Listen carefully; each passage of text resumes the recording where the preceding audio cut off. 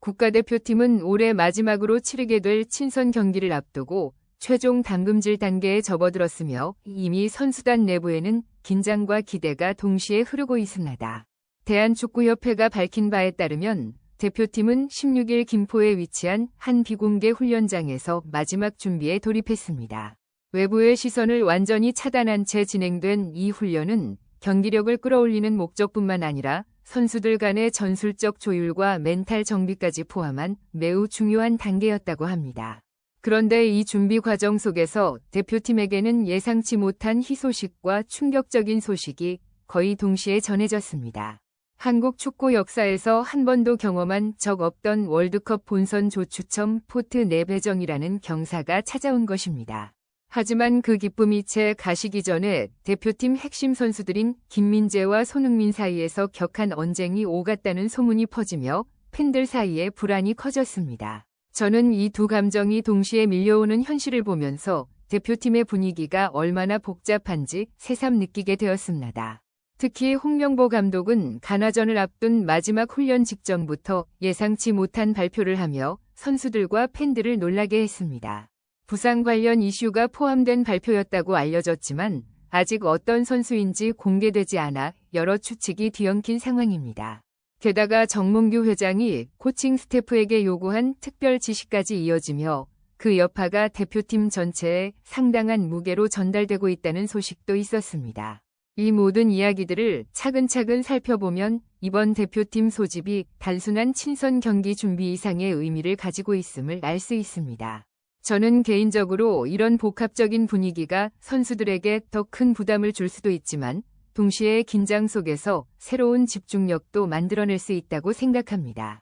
최근 대표팀에게 가장 큰 호재는 17일에 열린 피파 2026 유럽 지역 예선 경기였습니다. 노르웨이가 이탈리아를 상대로 원정에서 믿기 힘든 역전승을 거두며 한국 대표팀에게 결정적인 도움을 준 것입니다. 노르웨이는 1988년 이후 28년 만에 월드컵 본선 진출을 확정하며 피파가 정한 포트 3으로 배정되었습니다. 반면 이탈리아는 플레이오프에 몰리며 포트 배정 기준을 흔들어 놓았고 결국 포트 내의 기준점이 24위로 조정되는 중요한 순간이 만들어졌습니다. 저는 이 소식을 들으면서 국제축구라는 거대한 판도 안에서 단 하나의 경기와 한 팀의 승패가 한국 대표팀의 역사적 순간까지 연결될 수 있다는 사실을 다시 한번 실감했습니다. 더불어 한국을 위협하며 포트 경쟁을 펼치던 호주가 베네수엘라에게 패한 것도 한국에게는 매우 중요한 변수였습니다. 호주가 패하면서 한국과의 랭킹 점수 차이를 좁히지 못했고 결국 한국은 가나전 결과와 무관하게 포트 내를 확정하게 되었습니다. 이는 한국 축구 역사상 처음 있는 일이며 많은 축구 관계자들은 물론 팬들의 마음에도 큰 감동을 남겼습니다. 최종 예선 무패 기록과 9월에 치른 미국 멕시코전의 선전, 그리고 파라과이와 볼리비아전에서 보여준 승리가 쌓여 만들어낸 결실이었습니다. 저는 이 과정 자체가 한국 대표팀이 오랜 시간 누적한 성실함과 끈기가 만들어낸 하나의 보상처럼 느껴졌습니다. 토볼미츠 데이터가 발표한 업데이트를 보면 노르웨이의 포트 3배정과 이탈리아, 그리고 콩고 민주공화국의 플레이오프 진출 등이 눈에 띄었습니다. 그러나 가장 주목받았던 것은 역시 노르웨이와 이탈리아의 경기 결과였습니다. 노르웨이는 원정에서 4대1이라는 압도적인 승리를 거두며 본선 복귀를 완성했고 반면 이탈리아는 다시 한번 월드컵 탈락 위기에 몰렸습니다. 이 결과는 한국에게 예상치 못한 도움을 주며 포트 내의 안정성을 강화했습니다. 만약 이탈리아가 포트 내에 포함되었다면 기준은 23위였을 것이고 한국은 매우 위험한 상황을 겪을 수도 있었습니다. 그러나 지금은 그 부담에서 완전히 벗어났습니다. 볼리비아전에서 손흥민의 환상적인 프리킥, 골과 조규성의 오랜만에 복귀골이 만들어낸 승리는 한국이 포트 내를 확정짓는 결정적인 순간이 되었습니다. 저는 이 경기에서 선수들의 표정을 보며 그동안 쌓였던 압박감이 얼마나 컸는지 확인할 수 있었습니다. 선수들은 단지 승리를 넘어 자신들의 노력과 헌신을 세상에 증명해야 하는 자리였고 결국 그 결과를 만들어냈습니다. 포트 내에 들어가는 것은 단순히 명예가 아닙니다. 조추첨에서 강팀을 피할 가능성을 높이고 대회 전체의 흐름을 유리하게 가져갈 수 있는 귀중한 기회를 의미합니다. 물론 여전히 최악의 조편성이 있을 수 있지만 지금의 한국 대표팀이 받는 정신적 이득은 분명 큽니다.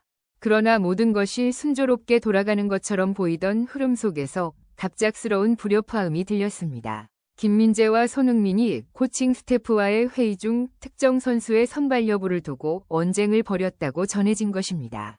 특히 해당 선수가 수비 라인에 속한 선수였기 때문에 김민재의 의견은 그만큼 절대적이었고 손흥민은 주장으로서 팀의 균형을 고려해야 했습니다. 서로의 역할이 충돌한 순간이었을 것이라고 저는 생각합니다. 더욱 충격적인 것은 김민재가 감정이 격해진 상태에서 경기 출전을 원하지 않는다는 의사를 내비쳤다는 보도였습니다. 선수들의 감정이 그 정도로 깊게 흔들렸다는 사실은 팬들에게도 충격적이었으며 저는 이 부분에서 선수들이 얼마나 무거운 책임감을 안고 살아가는지 새삼 느꼈습니다.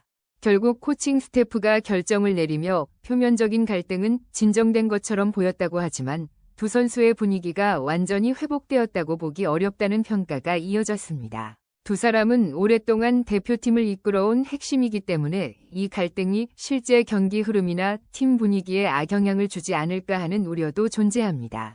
저는 스포츠가 결국 인간의 감정이 작동하는 무대라는 사실을 다시 떠올리게 되었습니다. 아무리 경험 많은 선수라도 중요할수록 흔들릴 수 있고 오히려 그 불완전함 속에서 더 강한 결속이 만들어질 수도 있습니다. 더 나아가 홍명보 감독은 가나전을 앞둔 마지막 훈련 직전 한 선수의 부상을 발표하며 해당 선수가 출전할 수 없다고 알렸습니다.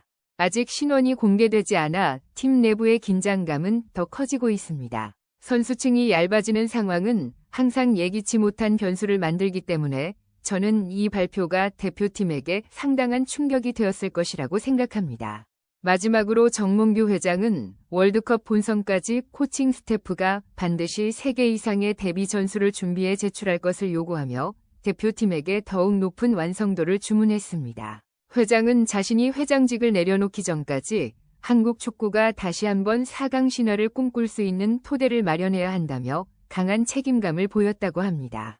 저는 이 요구가 단순한 압박을 넘어서 한국 축구가 세계 무대에서 더 이상 약팀이 아니라는 의지를 담은 메시지라고 느껴졌습니다. 지금 한국 대표팀은 역사적 기회를 눈앞에 두고 있습니다. 그 과정에서 갈등도, 부상도, 압박도 존재하지만 모든 팀이 성장하기 위해 반드시 겪어야 하는 순간이라고 저는 믿습니다. 중요한 것은 이 복잡한 흐름 속에서 팀이 어떤 결정을 내리고 어떤 방향으로 나아가느냐입니다. 저는 이번 사건들이 오히려 대표팀을 더 단단하게 만들 것이라고 기대합니다. 현재 언급되고 있는 인물들은 아직까지 공식적인 입장을 내놓지 않고 있습니다. 팬들은 코칭 스태프가 적절한 전술을 마련해 한국 대표팀이 월드컵에서 목표를 달성하기를 기대하고 있습니다. 한편 대표팀은 14일 대전에서 열린 볼리비아전에서 2대0 승리를 거둔 뒤 하루 휴식을 취하고 곧바로 훈련에 복귀했습니다. 대한축구협회에 따르면 훈련은 오후 4시에 시작되었으며 약 1시간 동안 진행되었고 총 26명 중 24명의 선수가 참여했습니다. 부상으로 인해 두 선수는 훈련에 참여하지 못했습니다. 볼리비아전에 선발 출전한 골키퍼 김승유는 왼쪽 고관절 근육에 부상을 입었고 이명재는 왼쪽 햄스트링 부상으로 숙소에서 치료를 받았습니다.